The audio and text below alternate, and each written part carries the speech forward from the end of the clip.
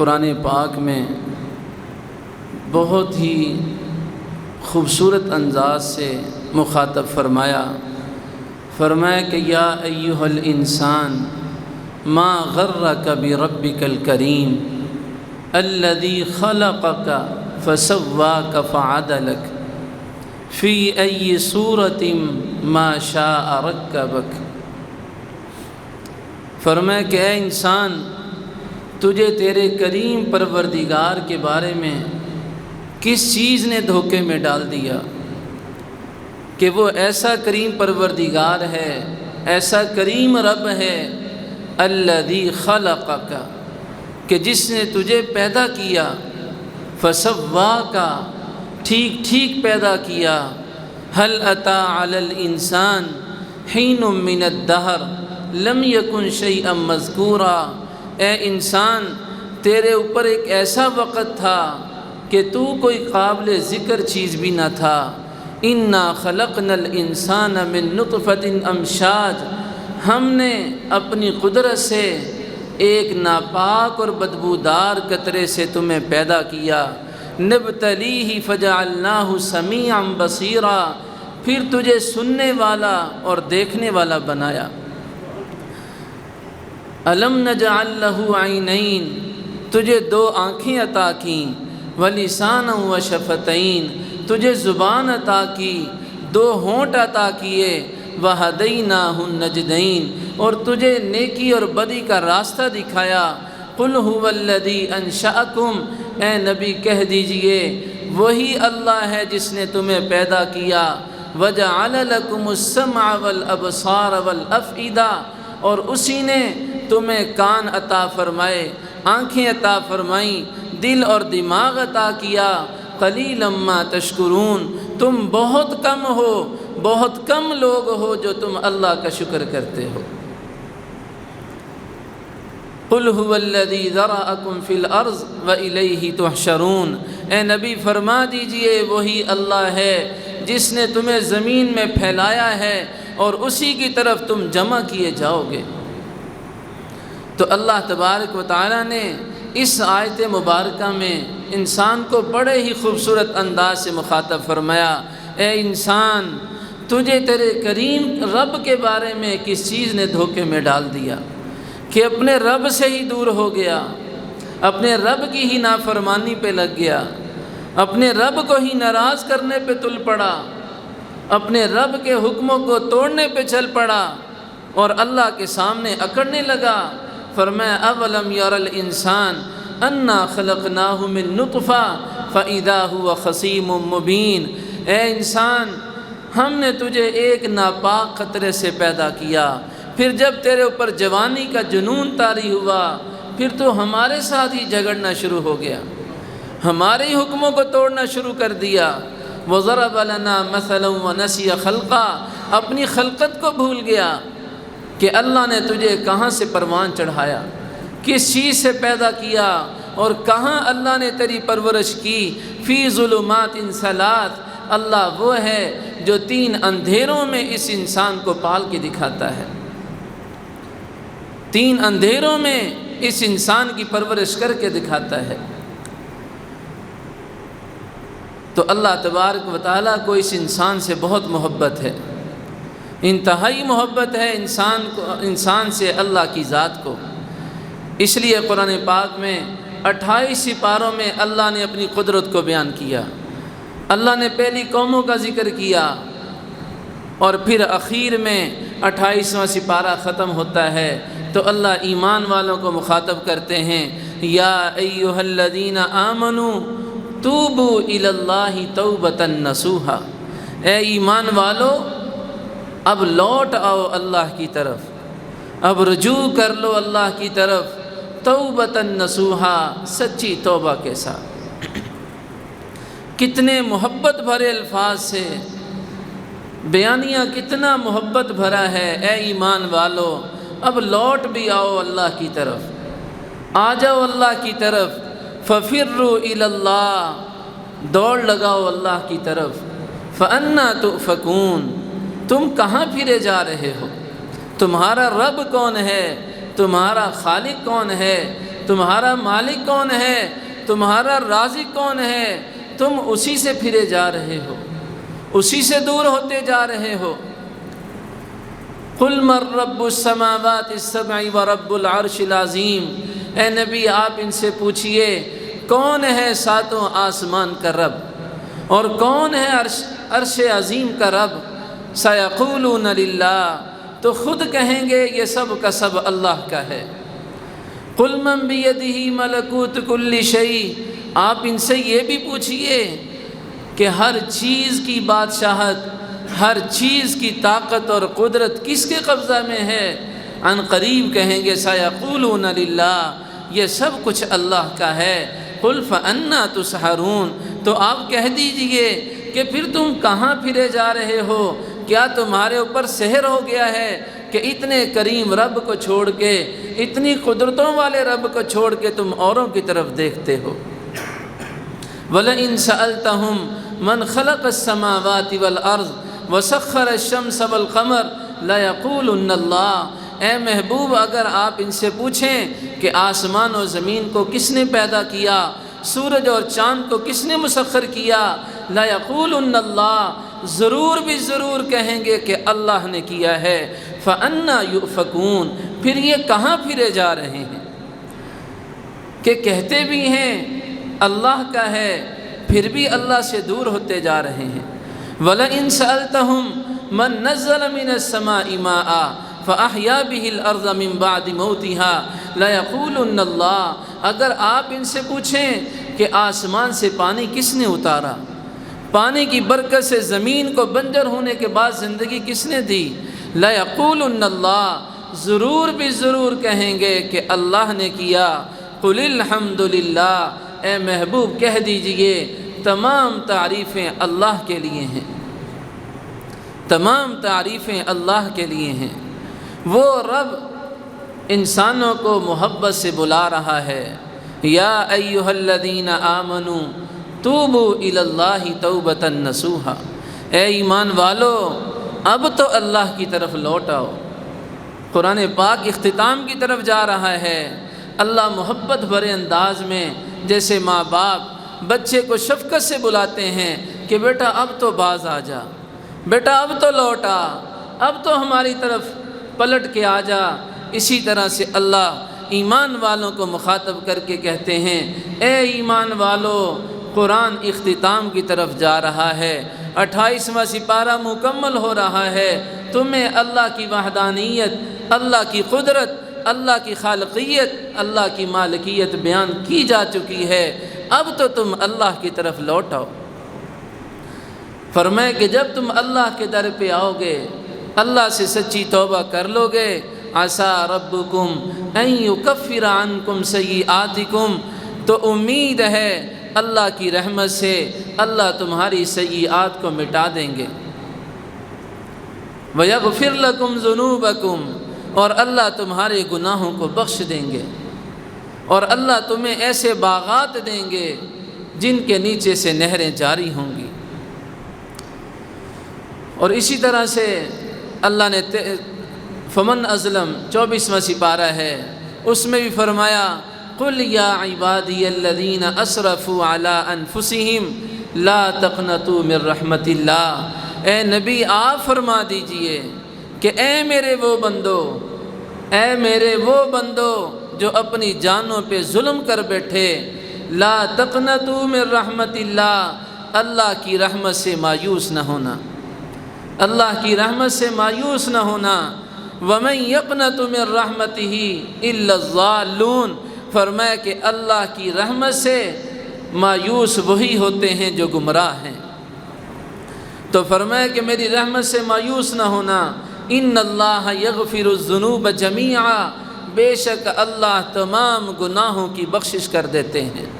انہ هو الغفور الرحیم، وہ تو ہیں ہی بخشنے والے، وہ تو ہیں ہی رحم کرنے والے۔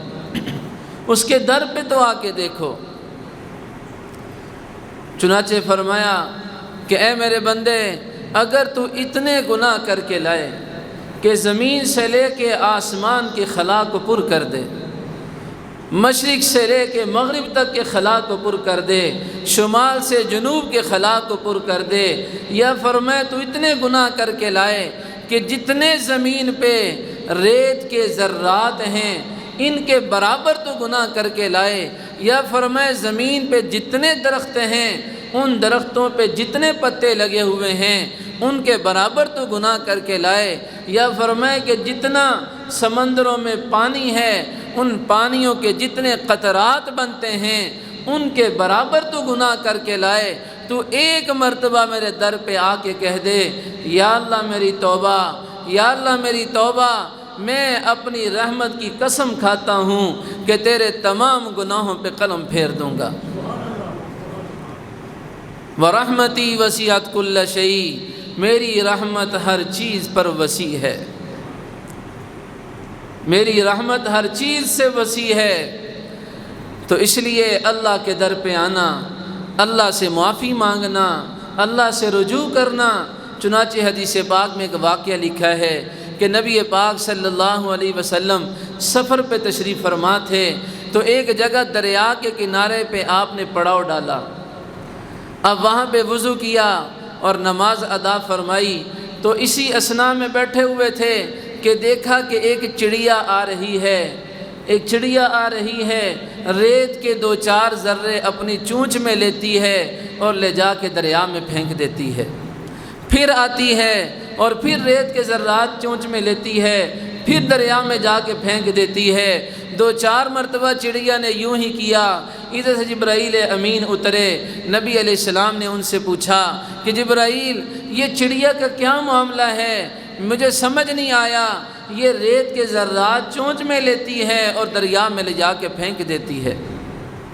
جبرائیل علیہ السلام نے عرض کیا، اے اللہ کے نبی صلی اللہ علیہ وسلم، یہ چڑیا آپ کی اس دعا کی سمجھ کے لیے اللہ نے بھیجی ہے جو آپ نے اپنی امت کے بارے میں بار بار اللہ سے دعا کر رہے ہیں کہ اے اللہ میری امت کے گناہوں کو بخش دے، اے اللہ میری امت کے گناہوں کو معاف کر دے۔ آپ بار بار یہ دعا کرتے ہیں۔ اللہ پاک آپ کو سمجھانا چاہ رہے ہیں کہ جس طرح سے یہ چڑیا ریت کے ذرے چونچ میں لیتی ہے اور دریا میں پھینک دیتی ہے، اور وہ ریت کے ذرات اس دریا کی موجوں میں، اس پانی میں وہ یوں غرق ہو جاتے ہیں کہ ان کا نام و نشان نظر نہیں آتا۔ اللہ آپ کو سمجھانا چاہتے ہیں کہ اے میرے محبوب، اپنی امت کے گناہوں کی طرف نہ دیکھ کہ آپ کی امت کے گناہ کتنے ہیں، اللہ کی رحمت کا دریا بہت بڑا ہے، آپ کی امت کے سارے گناہ بھی اس میں ڈالے جائیں۔ جس طرح سے یہ ریت کے ذرات کا نام و نشان نہیں نظر آ رہا، اسی طرح سے اللہ کی رحمت کے سامنے آپ کی ساری امت کے گناہوں کا کوئی وجود نہیں ہے۔ جب وہ اللہ کی رحمت کے دریا میں جائیں گے، اللہ اپنے فضل سے سب کو معاف فرما دیں گے۔ تو اللہ کی رحمت بہت وسیع ہے۔ اللہ کے در پہ آ کے توبہ کرنا، توبہ ٹوٹ جائے پھر توبہ کرنا، پھر ٹوٹ جائے پھر توبہ کرنا۔ جیسے وہ شاعر نے کہا، صبح توبہ ہے شام توبہ ہے، میری زندگی میں مدام توبہ ہے، کہ صبح توبہ کی شام تک ٹوٹ گئی، شام کو پھر کر لو، شام کو توبہ کی صبح تک ٹوٹ گئی، اللہ کے دربار میں پھر حاضر ہو جاؤ۔ تو توبہ کے لیے 3-4 باتوں کا اپنانا ضروری ہے۔ ایک تو یہ ہے کہ فی الفور گناہ کو چھوڑا جائے۔ جو سچی توبہ کرنا چاہتا ہے، 3-4 اس کی شرائط ہیں۔ ایک تو یہ ہے کہ گناہ کو فی الفور چھوڑ دے، یہ نہیں گناہ بھی کرتا جا رہا ہے اور کہتا ہے جی میں توبہ بھی کر رہا ہوں، فی الحال اس گناہ کو چھوڑنا۔ اور دوسرا، اس گناہ پہ ندامت اور شرمندگی ہو کہ میں نے اللہ کے حکم کو توڑا ہے، میں نے اللہ کی نافرمانی کی ہے۔ اور تیسری شرط یہ ہے کہ آئندہ گناہ کرنے کا پکا عزم ہو۔ اور چوتھی شرط یہ ہے کہ جن کے حقوق اس میں سلب کیے ہیں، کہ اگر وہ گناہ حقوق العباد میں سے ہیں، ان حقوق العباد کی فوراً ادائیگی کا غور و فکر شروع کرے اور اس کا انتظام کرے۔ اور ساتھ میں علماء نے یہ بھی لکھا کہ بروں کی صحبت سے اپنے آپ کو الگ کر لے، کیونکہ امام غزالی نے فرمایا یار بد مارے بد سے بھی برا ہے۔ مار کہتے ہیں فارسی میں سانپ کو، فرمایا کہ برا دوست وہ سانپ سے بھی برا ہے، کیونکہ جو سانپ ہے وہ تو انسان کی جان لیتا ہے، اس سے انسان کو اپنی جان کا خطرہ ہے، لیکن برے دوست سے انسان کو اپنے ایمان کا خطرہ ہے۔ اس لیے فی الفور اپنے آپ کو برے لوگوں کی صحبت سے جدا کرے۔ اس لیے فرمایا کہ جب کوئی شراب سے توبہ کرے وہ شراب کے برتن بھی استعمال نہ کرے۔ یہ نہیں کہ انہی برتنوں میں شراب پیتا تھا، اب توبہ کر لی، اب انہی کو دھو کے پانی پینے کے لیے استعمال کرے۔ شریعت نے فرمایا کیونکہ اس کا برائی کا نقشہ بھی ختم کرنا ضروری ہے کہ جب شراب سے توبہ کرے تو شراب کے برتن بھی توڑ دے، تاکہ کبھی اس برائی کا دوبارہ خیال بھی نہ آئے۔ یہ نہیں کہ اسی برتن میں پانی پی رہا ہے تو پھر شراب کا زمانہ یاد آنا شروع ہو جائے اور پھر وہ برائی کی طرف چل پڑے۔ بروں کی صحبت سے فی الفور اپنے آپ کو الگ کرنا۔ تو اس لیے اللہ کے در پہ آنا، اللہ کے دربار میں سجدہ ریز ہونا، اپنے گناہوں سے توبہ کرنا، اللہ سے سچی معافی مانگنا اور آئندہ نیکی والی زندگی اللہ سے مانگنا کہ اے اللہ میں کمزور ہوں، میں نفس و شیطان سے جکڑا ہوا ہوں، اے اللہ تو میری مدد فرما۔ حدیث پاک میں فرمایا کہ جو گناہ کے چھوڑنے پر اللہ سے مدد مانگے اللہ اپنے اوپر لازم کر لیتے ہیں اس کی مدد کرنا۔ جو گناہوں کے چھوڑنے پہ اللہ سے مدد مانگے کہ اے اللہ میں گناہ چھوڑنا چاہتا ہوں لیکن میں کمزور ہوں آپ میری مدد فرما دیں، تو فرمایا کہ اللہ اپنے اوپر اس کی مدد کرنا لازم قرار دے دیتے ہیں۔ اور یہ یاد رکھیں جب بھی بندہ گناہ کرے گا، نافرمانی کرے گا، ضرور اس کا خمیازہ اس کو بھگتنا پڑے گا۔ حضرت فضیل بن عیاض رحمۃ اللہ علیہ فرماتے ہیں کہ میں نے جب بھی بہت بڑے اللہ کے ولی گزرے ہیں، بہت بڑے اللہ کے نیک آدمی تھے، وہ فرماتے ہیں کہ میں نے جب بھی اللہ کے حکم کے پورا کرنے میں غفلت کی تو ضرور کسی نہ کسی طرف سے میری بھی نافرمانی کی گئی۔ اگر میں نے اللہ کے حکم کو پیچھے چھوڑا تو فرمایا ضرور یا میری بیوی نے میری نافرمانی کی، یا میرے غلام نے میری نافرمانی کی، یا میری سواری نے میری نافرمانی کی۔ جب بندہ اللہ کی نافرمانی کرتا ہے اللہ ضرور اس کو کسی نہ کسی شکل میں اللہ اس کو سزا دیتے ہیں۔ آج والدین گلہ نہ کریں کہ اولاد نافرمان ہے، والدین اپنی زندگی پر بھی نظر کریں کہ کہیں نہ کہیں میری زندگی میں بھی کوئی نہ کوئی فالٹ ہے، کوئی نہ کوئی نقص ہے جس کا اثر ان بچوں پہ پڑ رہا ہے۔ آج والدین کہتے ہیں کہ ہمیں تو کچھ نہ کرنا پڑے لیکن بچے ہمارے نمازی ہوں، تہجد گزار ہوں، متقی پرہیزگار ہوں، ہماری زندگی جیسی مرضی ہو۔ اس کو کہتے ہیں فارسی میں این خیال استو محال استو جنون، یہ خیال محال ہے اور جنون اور دیوانگی کے علاوہ اور کچھ نہیں ہے۔ اگر آج کا باپ 100% دین پہ چلے گا تو پھر کہیں جا کے بچہ 50% دین پہ عمل کرے گا۔ آج کا باپ اگر بدنظری کرتا ہے اس کی اولاد ضرور زنا کا مرتکب ہوگی۔ آج اگر والد 20% گناہ کرتا ہے اولاد 50% گناہوں پہ جائے گی۔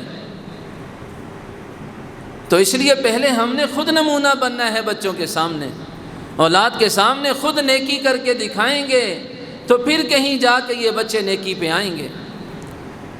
تو اس لیے آج یہ جو نافرمانیاں ہیں، آج یہ جو والدین کی پریشانیاں ہیں کہ جی اولاد بات نہیں مان رہی، تو اپنی زندگی پہ نظر دوڑا کے دیکھیں کہیں نہ کہیں ہم نے بھی اللہ کے حکم توڑے ہوں گے، کہیں نہ کہیں نافرمانیاں کی ہوں گی جس کی سزا اللہ اولاد کی شکل میں دے رہے ہیں۔ کیونکہ بزرگوں نے ایک مرتبہ ایک عالم بیان کر رہے تھے، میں نے ان کا بیان سنا، وہ فرما رہے تھے کہ جب بندہ گناہ کرتا ہے وہ کہنے لگے کہ شادی حال میں آپ نے دیکھا ہوگا کہ جو کھانے کی بڑی بڑی ٹرے ہوتی ہیں وہ ایک چولہے کے اوپر رکھی ہوتی ہیں کہ نیچے سے ہلکی ہلکی آگ جل رہی ہوتی ہے۔ اب اس کا مقصد کیا ہوتا ہے؟ اس ہلکی سی آنچ کے جلائے جانے کا مقصد اس کھانے کو، برتن میں موجود چیز کو گرم رکھنا ہوتا ہے۔ تو فرمایا کہ جس طرح سے وہ برتن کے نیچے ہلکی سی آنچ کھانے کو ٹھنڈا نہیں ہونے دیتی، جو اللہ کی نافرمانی کرتا ہے، گناہوں میں مبتلا ہوتا ہے، اللہ اس کی زندگی میں کوئی نہ کوئی ایسی ہلکی سی آگ جلا دیتے ہیں جو کسی پل اس کو سکون سے بیٹھنے نہیں دیتی، کبھی اس کو چین کا سانس نہیں آنے دیتی۔ اس کے ساتھ اللہ تبارک و تعالیٰ کی ذات کوئی ہلکی سی بات ایسی لگا دیتے ہیں جو ساری زندگی اس کو تڑپائے رکھتی ہے۔ ایک ختم ہوتی ہے اللہ دوسری لگا دیتے ہیں، دوسری ختم ہوتی ہے اللہ تیسری لگا دیتے ہیں۔ اس لیے اللہ کے در پہ آنا، اللہ سے تعلق کو مضبوط کرنا، اللہ سے معافی مانگنا۔ اللہ انتہائی رحیم ہیں، کریم ہیں، فضل فرمانے والے ہیں۔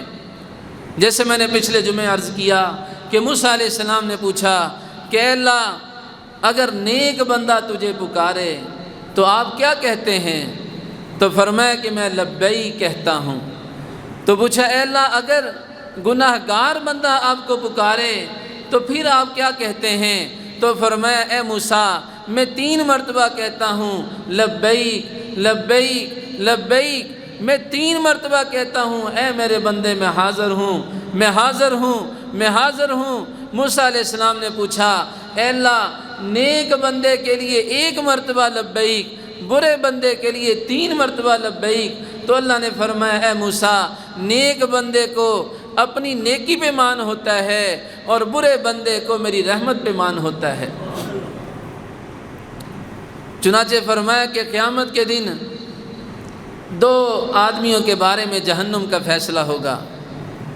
نبی علیہ الصلوۃ والسلام نے یہ بات ارشاد فرمائی کہ قیامت کے دن 2 بندوں کو جہنم کا فیصلہ سنایا جائے گا۔ ایک تو سنتے ہی دوڑ لگائے گا جہنم کی طرف، دوڑتا جائے گا، اور دوسرا وہ تھوڑا سا چلے گا اور مڑ کے پیچھے کو دیکھے گا، پھر تھوڑا سا چلے گا پھر پیچھے مڑ کے دیکھے گا۔ اللہ دونوں کو بلائیں گے کہ بھئی ادھر آؤ، میں نے تمہیں جہنم کا فیصلہ سنایا، تم دوڑتے ہوئے کیوں چلے گئے؟ تمہیں پتہ بھی ہے کہ وہ جہنم ہے، وہ عذاب کا گھر ہے، اور تم پیچھے مڑ مڑ کے کیا دیکھ رہے تھے؟ تو جو دوڑ کے جانے والا ہوگا وہ کہے گا اے اللہ دنیا میں ساری زندگی تیری نافرمانیاں کی، تیرے حکموں کو توڑا، جس کی سزا یہ ملی کہ آج جہنم کا فیصلہ ملا، تو میرے جی میں آیا کہ زندگی میں دنیا میں رہتے ہوئے تو آپ کو راضی نہ کیا، آپ کے حکموں کو نہ مانا، آج چلو میں آپ کو راضی کر دوں اور آپ کا حکم فی الفور پورا کر دوں۔ اللہ کہیں گے تجھے میرے حکم کی اتنی لاج ہے، مجھے راضی رکھنے کی اتنی تجھے فکر ہے، جا میں اپنی رحمت سے تجھے معاف کرتا ہوں، جہنم کی بجائے تیرے لیے جنت کا فیصلہ کرتا ہوں۔ دوسری سے اللہ پوچھیں گے تم پیچھے مڑ مڑ کے کیا دیکھ رہے تھے؟ وہ عرض کرے گا اے باری تعالیٰ ہم نے دنیا میں علماء سے آپ کی رحمت کے بارے میں سنا تھا، آپ کے فضل و کرم کے بارے میں سنا تھا، جب آپ نے مجھے جہنم کا فیصلہ سنایا تو میرا دل یہ کہہ رہا تھا کہ اللہ کی رحمت تو بہت وسیع ہے، یہ مجھے جہنم میں نہیں بھیج رہے، میرا ویسے امتحان لے رہے ہیں، اس لیے میں پیچھے مڑ مڑ کے دیکھ رہا تھا کہ کب آپ مجھے واپس بلاتے ہیں، کیونکہ آپ کی رحمت کی وجہ سے آپ مجھے جہنم میں نہیں بھیج سکتے۔ اللہ فرمائیں گے اے میرے بندے تجھے میری رحمت پہ اتنا مان ہے، اتنا بھروسہ ہے، جا میں تیرے اوپر رحمت کا فیصلہ کرتا ہوں اور تیرے گناہوں کو معاف کرتا ہوں، تیرے لیے جنت کا فیصلہ کرتا ہوں۔ تو اللہ کی رحمت بہت وسیع ہے۔ اللہ کے در پہ آنا، اللہ سے معافی مانگنا، یہ اللہ کو انتہائی عمل محبوب ہے۔ جب انسان اللہ کے دربار میں آتا ہے اور 2 نفل توبہ کے پڑھتا ہے، سیدنا صدیق اکبر سے روایت ہے، فرمایا ما من رجل یذنب ذنبا، کوئی بھی آدمی جب گناہ کر لیتا ہے، ثم یقوم فیتطہر ثم یصلی رکعتین، پھر وہ وضو کرتا ہے، 2 رکعتیں توبہ کی پڑھتا ہے، ثم یستغفر اللہ، پھر اللہ سے گناہوں کی معافی مانگتا ہے، غفر اللہ لہ، اللہ اس کے سارے گناہوں کو معاف کر دیتے ہیں۔ صحابہ اکرام سے بھی انسان ہونے کے ناطے سے زندگیوں میں گناہ ہوئے، لیکن انہوں نے توبہ ایسی کی جو مثالی توبہ ہے، جس سے آج ہمیں سبق لینے کی ضرورت ہے۔ حضرت معاذ اسلمی رضی اللہ تعالی عنہ شادی شدہ تھے، ان سے زنا ہو گیا، نبی علیہ السلام کے پاس حاضر ہوئے، آ کے عرض کیا یا رسول اللہ صلی اللہ علیہ وسلم طہرنی، مجھے پاک فرما دیجئے۔ آپ نے چہرہ مبارک پھیر لیا، دوسری طرف آئے، طہرنی یا رسول اللہ، اے اللہ کے رسول مجھے پاک کر دیجئے۔ آپ نے پھر چہرہ انور پھیر لیا، پھر دوسری طرف آ کے اقرار کیا، طہرنی یا رسول اللہ، اے اللہ کے رسول مجھے پاک کر دیجئے۔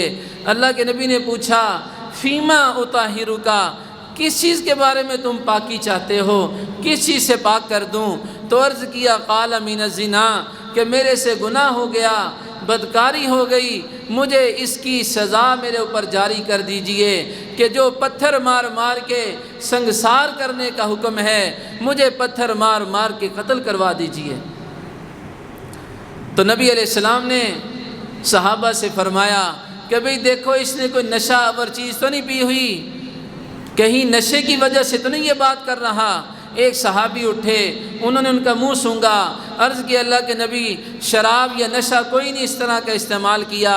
تو آپ نے فرمایا ذہنی توازن اس کا درست ہے۔ عرض کیا اللہ کے نبی ذہنی طور پر بھی ٹھیک ہیں، بس یہ گناہ سے پاک ہونا چاہتے ہیں کہ دنیا کی سزا میرے اوپر جاری ہو جائے، میں آخرت کے عذاب سے بچنا چاہتا ہوں۔ تو نبی علیہ السلام نے حکم ارشاد فرمایا کہ ان کو سنگسار کر دیا جائے۔ چنانچہ کھلے میدان میں ان کو پتھر مارے گئے، صحابہ اکرام پتھر مار رہے ہیں اور وہ تکلیف سے اور خون سے شرابور ہیں۔ نبی علیہ السلام نے یہ فیصلہ تو جاری فرمایا، لیکن مسجد نبوی شریف میں آپ بے چینی کی حالت میں چلت پھرت کر رہے ہیں۔ صحابہ نے عرض کیا اللہ کے نبی آپ نے خود ہی تو فیصلہ کیا ہے اور وہ ان کے اوپر سزا بنتی تھی۔ نبی علیہ السلام نے فرمایا اے میرے صحابہ، وہ شریعت کا حکم تھا اور یہ تڑپنا میری محبت ہے کہ میرا امتی ہے، اس کو پتھر لگنے سے تکلیف ہو رہی ہے۔ اور کسی کی زبان سے نکلا، جب وہ فوت ہو گئے تو نبی علیہ السلام نے فرمایا تجہیز و تکفین کرو، اور خود آ کے اللہ کے نبی نے جنازہ پڑھایا۔ تو کسی کی زبان سے نکل گیا کہ معاذ اسلمی نے کتنا بڑا گناہ کیا، بدکاری کی شادی شدہ ہونے کے باوجود۔ تو نبی علیہ السلام نے فرمایا کہ اگر انسان ہونے کے ناطے سے معاذ سے گناہ ہو گیا، لیکن اس نے توبہ ایسی کی ہے اگر وہ ساری کائنات پہ ڈال دی جائے لکفاہم، ان سب کے لیے کافی ہو جائے، اللہ سب کی بخشش کا فیصلہ کر دیں۔ تو صحابہ اکرام نے ایسی توبہ کر کے دکھائی ہے، اور اللہ کو توبہ والا بندہ پسند ہے۔ چنانچہ موسیٰ علیہ السلام کے زمانے کا ایک واقعہ ہے کہ ایک گناہگار آدمی تھا، ایک نوجوان تھا جو انتہائی نافرمان تھا اور انتہائی گناہوں میں پڑا ہوا تھا، اس کی زندگی گناہوں سے بھری ہوئی تھی۔ لوگوں نے سوچا، محلے والوں نے، رشتہ داروں نے کہا کہ اب اگر یہ ہمارے بیچ میں رہے گا تو ہمارے بچے بھی خراب ہو جائیں گے، اس لیے انہوں نے اس کو اپنی بستی سے نکال دیا۔ اب وہ قریب کسی جنگل میں بے یار و مددگار وہاں پہ رہنا شروع ہو گیا اور بیمار ہو گیا، اور کرتے کرتے بھوک اور افلاس کی حالت میں اس کی روح نکل گئی۔ اللہ نے موسیٰ علیہ السلام کو وحی کی کہ اے موسیٰ فلاں جنگل میں میرا ایک دوست مر گیا ہے، فوت ہو گیا ہے، اعلان کر دو کہ جو بھی اس کا جنازہ پڑے گا میں اس کے لیے جنت واجب کر دوں گا۔ اب موسیٰ علیہ السلام بڑے حیران ہوئے کہ وہ کون سا اللہ کا ولی ہے کہ جس کا مجھے بھی علم نہیں کہ اس کا جنازہ پڑھنے پہ اللہ جنت کا فیصلہ سنا رہے ہیں۔ اب موسیٰ علیہ السلام نے اپنی قوم میں اعلان کیا، اب قوم کے لوگ بھی دوڑے جا رہے ہیں اور موسیٰ علیہ السلام بھی ادھر کو چل دیے، تو وہاں پہ جا کے دیکھا کہ وہ تو وہی نافرمان نوجوان ہے، وہی گناہگار اور بدکردار نوجوان ہے جس کو بستی والوں نے خود بستی سے نکالا تھا۔ تو موسیٰ علیہ السلام نے جنازہ پڑھایا۔ اب لوگوں نے بھی موسیٰ علیہ السلام سے پوچھنا شروع کر دیا کہ یہ کیا معاملہ ہے۔ اب موسیٰ علیہ السلام نے اللہ سے درخواست کی کہ اے باری تعالیٰ میں اس کو پرسنلی طور پہ جانتا ہوں، ذاتی طور پر جانتا ہوں، یہ تو انتہائی بدکردار تھا، یہ آپ کا ولی کیسے بن گیا؟ اللہ نے فرمایا اے موسیٰ یہ جو تم کہہ رہے ہو بعین ہی اسی طرح کا تھا، انتہائی بدکردار تھا، انتہائی گناہگار تھا، لیکن جب سب نے اس کو دھکے دے کے نکال دیا اور یہ جنگل میں آ کے رہنا شروع ہو گیا اور بیمار ہو گیا اور بھوک اور افلاس نے اس کو تنگ کیا، یہ زمین پہ سیدھا لیٹ گیا۔ اے موسیٰ فرآ یمیناً اس نے دائیں دیکھا، ورآ شمالاً اس نے بائیں دیکھا۔ اے موسیٰ نہ اس کو دائیں کوئی سہارا نظر آیا نہ بائیں کوئی سہارا نظر آیا، پھر اس نے آسمان کی طرف منہ اٹھایا اور مجھے اس نے پکارا کہ اے اللہ ساری دنیا نے چھوڑ دیا، رشتہ داروں نے چھوڑ دیا، دوست احباب نے چھوڑ دیا، اے اللہ میں اس بھوک اور افلاس کی حالت میں، اس بیماری اور بے آسرا ہونے کی حالت میں اے اللہ میں تجھے پکارتا ہوں، میں تیرے سے توبہ کرتا ہوں، اے اللہ دنیا والے میرے نہ بنے، ایک آپ میرے بن جائیں۔ اے موسیٰ اس نے اتنی لجاجت سے میرے سے توبہ کی، اتنی لجاجت سے مجھے پکارا، میں نے اس کے گناہوں کو معاف ہی نہیں کیا بلکہ اس کے گناہوں کو نیکیوں میں بدل دیا، اور وہ گناہ اتنے تھے جب وہ نیکیوں میں چینج ہوئے، نیکیوں میں تبدیل ہوئے تو یہ میرے اولیاء میں شامل ہو گیا۔ تو اللہ کے در پہ آنا، اللہ سے معافی مانگنا، اللہ سے توبہ کرنا، اللہ سے اپنے تعلق کو مضبوط کرنا، اللہ کو اپنے بندے سے بڑی محبت ہے۔ ایک مرتبہ جیسے بچے گھروں میں شرارتیں کرتے ہیں، ماؤں کو تنگ کرتے ہیں، مائیں غصہ کرتی ہیں، بعض دفعہ بچوں کو برا بھی کہتی ہیں، تو ایک موقع پہ میں نے اپنے بچوں کے حوالے سے میرے گھر والوں سے کہا کہ آپ اس وقت تو بچوں کی تعریف کر رہے ہیں، لیکن کبھی کبھی جب یہ شرارتیں کرتے ہیں تو آپ ان کو برا بھی کہتے ہیں۔ تو اب اس وقت جو بات ماں ہونے کے ناطے سے انہوں نے کہی کہ اپنے بچے کو ماں جو مرضی کچھ کہہ لے لیکن کوئی کہے یہ برداشت نہیں ہوتا، کوئی بچے کو برا کہے یہ برداشت نہیں ہوتا۔ میرے ذہن میں اسی وقت اللہ نے یہ بات ڈالی کہ دیکھو دنیا کی ایک ماں یہ جذبہ رکھتی ہے کہ خود جو مرضی کہے لیکن کسی کی بات برداشت نہیں کرتی، صرف اس ماں نے جنم دیا ہے، پیدا نہیں کیا، تو جو خالق ہے، مالک ہے، رازق ہے، اس کو پیدا کرنے والا ہے، وہ بھی یہ چاہتا ہے کہ میرا بندہ میرے در پہ آئے، میں تو جو مرضی اس سے گلے شکوے کروں لیکن کوئی میرے بندے کو برا نہ کہے، کوئی میرے بندے کو برا نہ کہے۔ تو اللہ تبارک و تعالیٰ کو یہ قطعاً پسند نہیں ہے کہ اللہ کا بندہ اللہ سے دور رہے اور لوگ اس کو برا کہیں۔ اللہ تو اس بات کو پسند کرتے ہیں کہ بندہ اللہ کی طرف آئے، اللہ سے معافی مانگے اور لوگ اس کے بارے میں اچھے خیالات کا اظہار کریں۔ تو اس لیے آج کا پیغام یہی ہے، پچھلے بیان میں بھی میں نے یہی باتیں عرض کی تھیں کہ بھئی محرم کے 10 دن ہم صرف واقعہ کربلا سن لیں، سنا لیں، رو لیں اور رلا دیں، یہ سبق نہیں ہے محرم کا۔ محرم کا اصل سبق یہی ہے کہ جس طرح سے انہوں نے اپنا سب کچھ قربان کیا ہے، آج ہم بھی یہ عزم کریں، یہ جذبہ لے کے جائیں کہ انشاءاللہ آئندہ زندگی ہم اپنی خواہشات کو، اپنی صلاحیتوں کو، اپنے مال و دولت کو، اپنی اولاد کو دین کے لیے وقف کر دیں گے، شریعت و سنت پہ اپنے آپ کو لے کے آئیں گے اور زندگی شریعت و سنت کے مطابق گزاریں گے۔ وہ تو جانیں قربان کر کے چلے گئے، آج ہم اپنے جذبات قربان کرنے سے دریغ کرتے ہیں۔ کیوں جی؟ سارے عزم کرتے ہیں کہ انشاءاللہ اللہ سے توبہ کریں گے، معافی مانگیں گے اور اللہ کے ساتھ تعلق کو مضبوط کریں گے، تو سب کہہ دیں اپنی زبان سے یا اللہ میری توبہ، یا اللہ میری توبہ، یا اللہ میری توبہ۔ اللہ تبارک و تعالی ہماری توبہ قبول فرمائے اور آئندہ گناہوں سے بچنے اور نیکیوں میں لگنے کی اللہ توفیق عطا فرمائے۔ وآخر دعوانا ان الحمد للہ رب العالمین۔